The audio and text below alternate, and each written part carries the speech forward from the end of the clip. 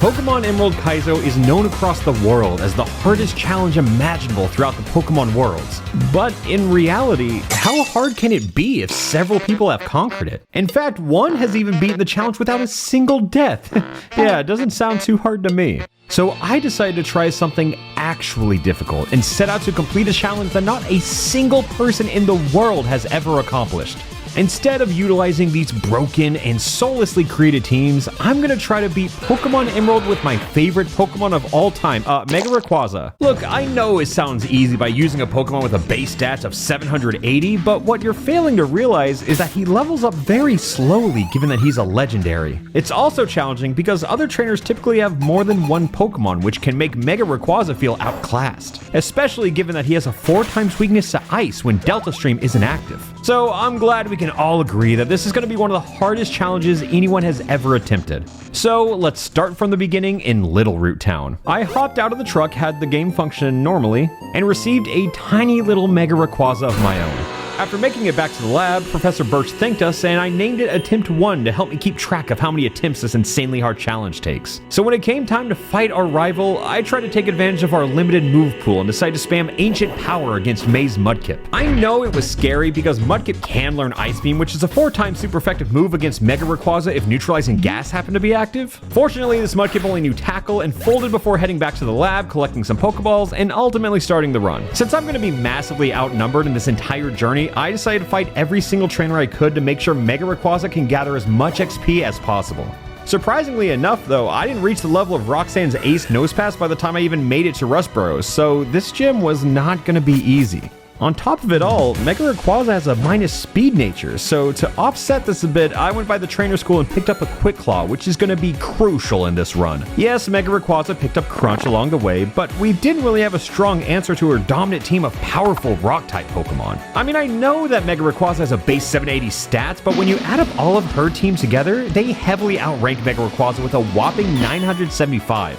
So needless to say, this was not going to be easy. The quest for my first gym badge started out with an Ancient Power against Geodude, which you might not see the reason for, but it worked out because this increased every single one of Mega Rayquaza's stats to barely give us the edge over Roxanne's team, and take down our first Geodude. Tragically though, Nosepass lowered our speed significantly with multiple Rock Tombs, making this an unfair battle once again. But thanks to a lucky crit and a defense drop, Mega Rayquaza managed to pull through. With Roxanne's back against the wall though, she threw out her final Geodude. Sure, it looked bleak for us, but after running a few quick calculations and a bit of Quick Claw luck, Mega Rayquaza took the win over Roxanne and barely made it out alive. Sure, this gym was tough, but my journey was far from over.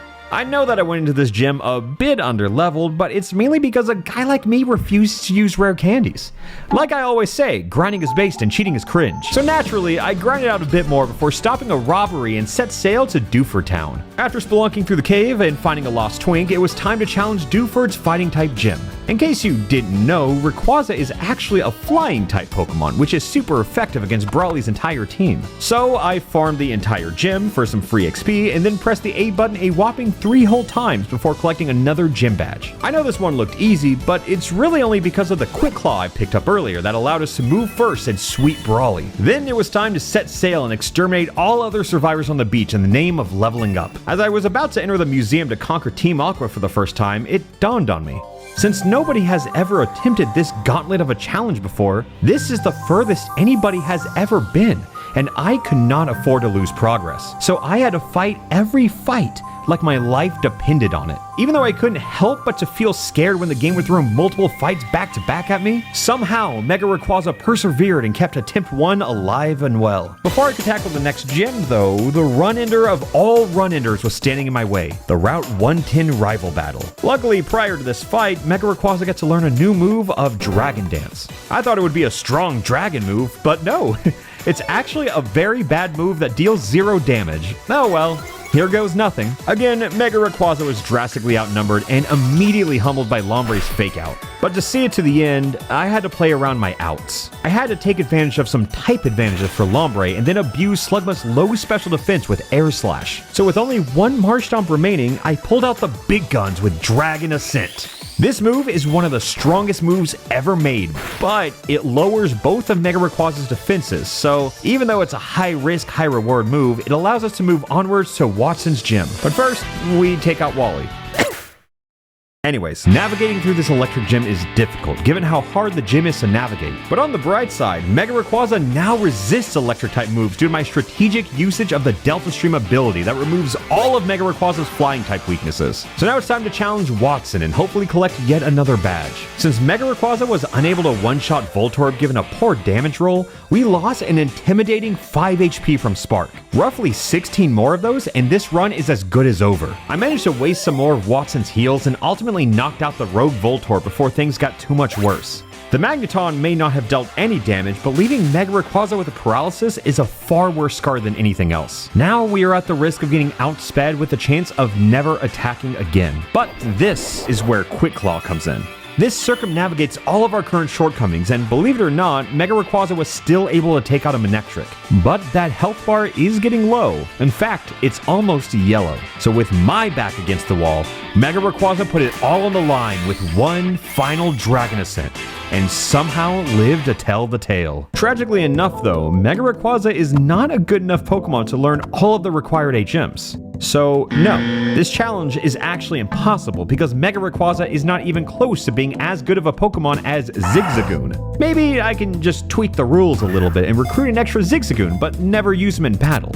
So I guess the Mega Rayquaza solo run is still on as long as Zigzagoon never deals any damage? I mean, he's fine to break a few rocks along the way, right? Then after leaving Gabby and Ty with some choice words, it was time to trek through Hoenn's dry spell and push the plot forward through this montage of a sentence. And just like that, we made it to this specific plot point and learned Extreme Speed. And with the help of our Quick Claw, it should be even faster and maybe even stronger. But now it's time for Mega Rayquaza and I to scale Mount Chimney to challenge our favorite little eco-terrorist of Maxie. His terrifying Mightyena puts us at a drastic disadvantage of lowering our attack. So after trying out Dragon Dance a couple times, it made us faster, sure, but Air Slash didn't deal any extra noticeable damage. I decided to then try out Extreme Speed and wow, the Dragon Dance buffed it. I guess being faster just makes us hit even harder. One more Extreme Speed and Maxie was done. He quickly disappeared in a flash, so all I really had to do was pick up a random egg. I mean, it could be anything, I guess. Perhaps even a shiny Mega Rayquaza. Oh, yeah, there's also a gym here, so let's deal with this hot sauna and prepare to challenge Flannery. In this dreaded battle, she has 4 whole Pokemon who massively lap Mega Rayquaza in stats. Given that she is a fire trainer, we don't have a single move, nor have we ever had one that's super effective against any of her team. So the only way out is to strategize. I mean, if one of her Pokemon had Golduck's signature ability of Cloud 9, then a hypothetical Blizzard would be 4 times super effective, so let's just hope nothing like that happens. Her first Numel rudely ignored my Dragon's Dance and struck hard with an Overheat that dealt a dangerous amount of health before Mega Rayquaza fought back with a Quick Claw boosted Extreme Speed. Then came Flannery's Camerupt, and not even she was prepared for another Quick Claw activation on Extreme Speed, making this speed even more extreme. With her ace now in the war zone, Torkoal knocked Mega Rayquaza down to nearly half health, so you can tell that these battles are starting to get tough. Torkoal tanked a whole Extreme Speed, but fortunately could not take another. Then all she had left was a Slugma who was dead to a few quick calculators and one lone Ascended Dragon. And that's 4 badges out of the way. Now all I have to do is run directly to Norman, but since this is known as one of the easier gyms in the game and didn't serve any challenge before Mega Rayquaza, yeah, I just collected another gym badge and our Zigzagoon evolved.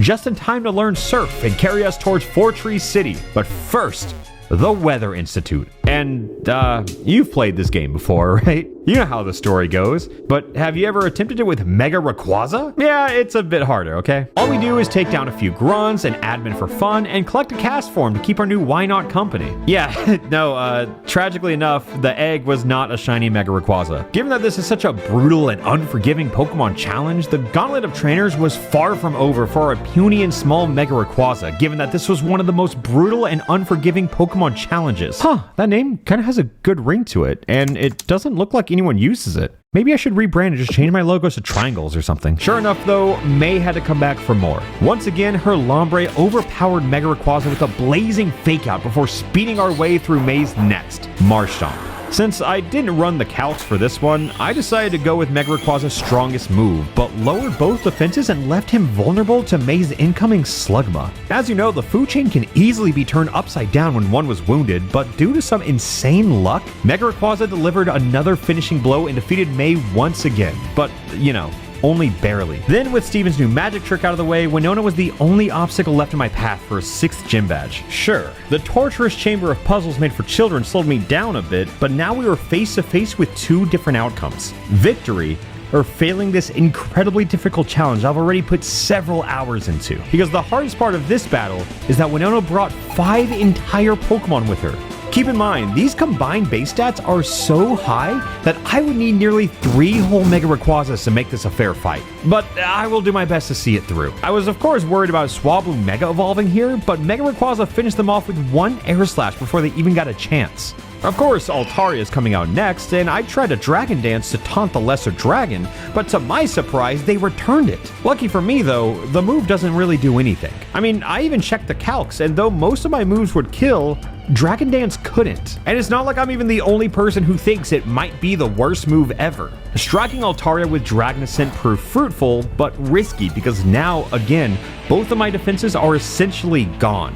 And to defeat Skarmory, the calc said I was going to have to risk it all once more. Sure, Tropius wasn't going to stand in our way, but then there was Pelipper. I only had 1 chance to strike him down with another Dragon Ascent, since if I missed, anything probably would have killed me through my minus, like, 8 defenses. Sure enough, though, Mega Rayquaza defied all expectations and collected the 6th gym badge and a new move. That's right, a dragon move that actually deals damage. And as you all probably know, the next chunk of Hoenn gameplay is something that I usually skip over. And today is no exception. Oh hey, welcome back. Don't worry, you didn't miss much. If you can believe it, Mega Rayquaza really starts to tear through the game once you get to this point. Eventually, I made it to Mozdeep, and I know you've never seen this part of the game due to the intensive puzzles, but it truly takes a tactician to get this far in the first ever Mega Rayquaza solo run. After flexing my incredible puzzle abilities, it was time to fight Tate and Liza with their lone soldier and a Lanoon that is only going to spam growl. After navigating my way through a very tricky double battle, the final 1v1 was perhaps the scariest battle yet. The enemy Claydol was happy and healthy, but Mega Rayquaza was down to nearly half health. That's right. We are deep inside crit range, I think. So to play it safe, I expertly dodged an oncoming attack with Fly. Since I recently replaced Dragon Ascent because it's kind of bad since it lowers my defenses. Anyways, just look at the helpless Claydol's face as I fly around their Psychic, strike nearly all of their health, and even had time to tank the next Psychic they had. So now it's time to bring it all home with an extreme speed, but sadly, we did not activate Quick Claw. It was a complicated battle, and I hope you were able to keep up with how technical all of that was. So with the 7th gym badge in hand, all that there was left to do was battle with Steven and our incredibly balanced teams. I mean, do I even need to say it?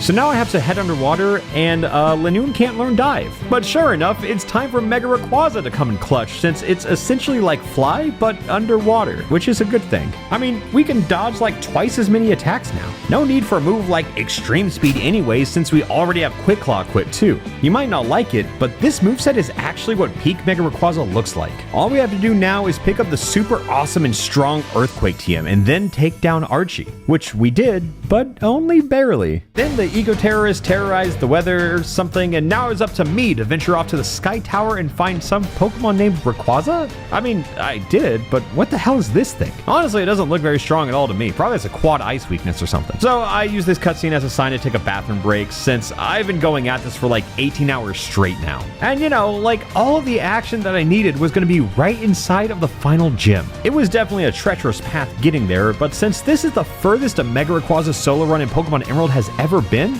I wasn't gonna go down without a good fight. 18 hours later, and it was finally time to collect the last gym badge in Hoenn, and our fateful opponent was a ravenous love disc. Yeah, this thing's power is like a third of Mega Rayquaza, but we have to keep in mind that there's a chance she has 4 other love discs in the party. There's really just no way to know these things ahead of time. Luckily though, Mega Rayquaza dodged Sweet Kiss with a well-timed fly, and managed to land the damage roll that took Love Disc down, but uh-oh. Now we have to deal with Kingdra. So good thing we removed Dragon Dance because the Pulse variant netted us the kill. So then it was time for the rest of Juan's team to fall to a collection of Mega Rayquaza's master tactics before collecting the final gym badge. It's been a long day, but the culmination of our entire journey is finally coming to fruition. We entered Victory Road, we clutched up against Wally's team, and finally made it to the Elite Four. And as I'm sure you know, once we step through those doors, the beginning of the end will have finally begun.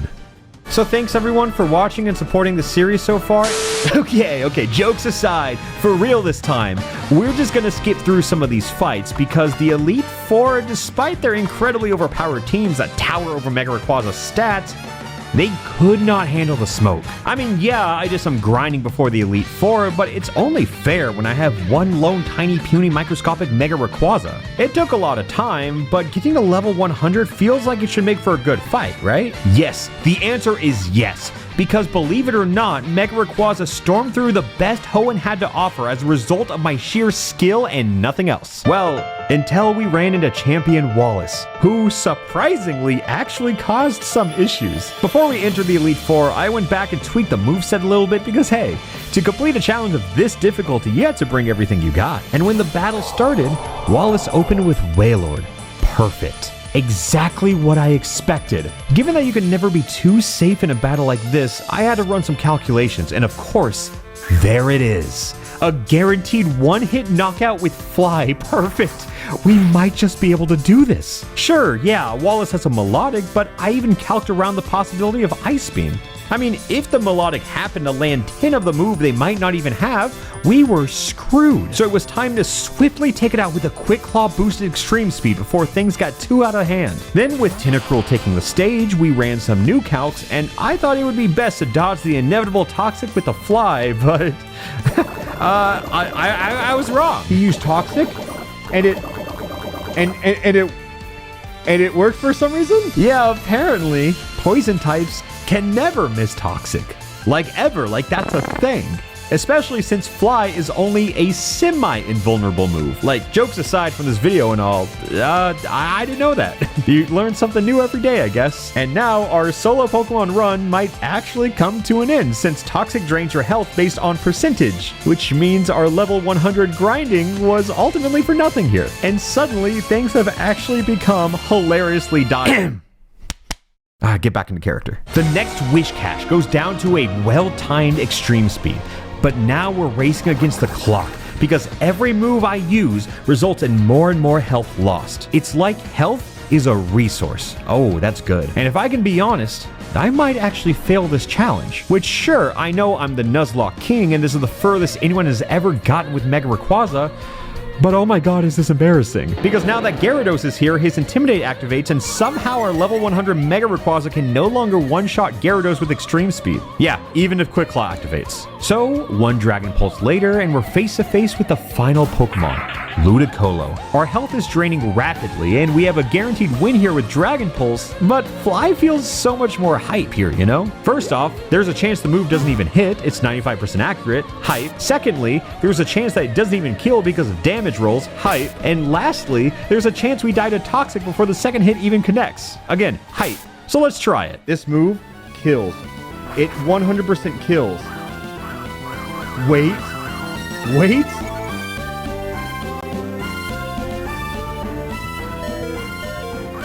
Oh, we hit those!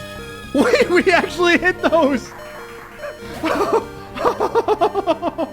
Oh my god. And just like that, I became the first person in the world to ever beat Pokemon Emerald with just one Mega Rayquaza. And, unrelated, happy April Fool's Day.